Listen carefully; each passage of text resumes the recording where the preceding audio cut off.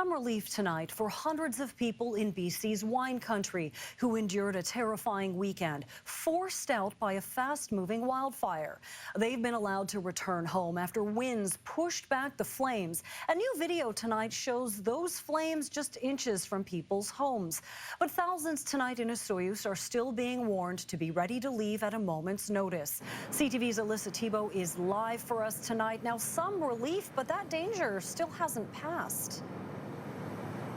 Oh, yeah, absolutely, Nafisa. There were some very relieved residents about 1 o'clock here today when that evacuation order for about 500 properties was lifted. I am standing in the town of Osoyoos right now. The lighting actually just became a little ominous in the last couple of minutes. The sun is now beaming behind a thick plume of smoke. This is still a very active fire zone. And today we got a clearer look at just how close those flames got to homes.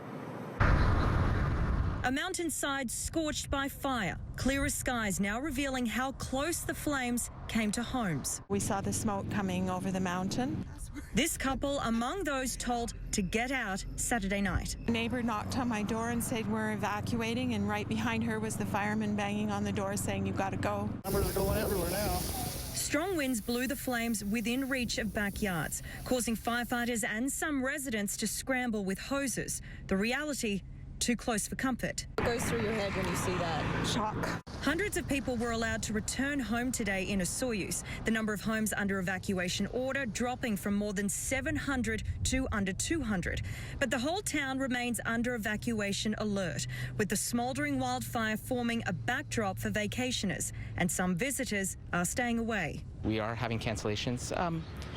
Not as many as we expected, but I think everyone in town is experiencing a little bit of that. People just being cautious. We're open for business. Everything is open. The Osoyoos mayor is hoping people will still enjoy the summer, but says everyone here needs to be aware of the situation. They need to be on alert. They need to know that things like this can happen quickly. More than 60 firefighting personnel are working round the clock, mainly focusing on the fire's eastern flank, and there remains a close eye on wind conditions. Weather can get into where it's hard to predict, especially having already variable winds in the area and the impacts that the topography might be having on those winds.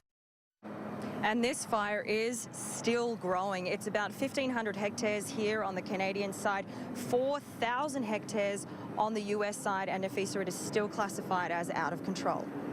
Alyssa, you showed us some close calls there, but have there been any structures lost in this fire? There has been, Nafisa, on the US side. There were 3 homes and a shed that's been lost across the border.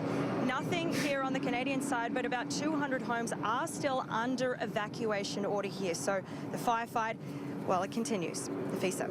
Alyssa Thibault live for us in Osoyoos tonight. Thank you, Alyssa.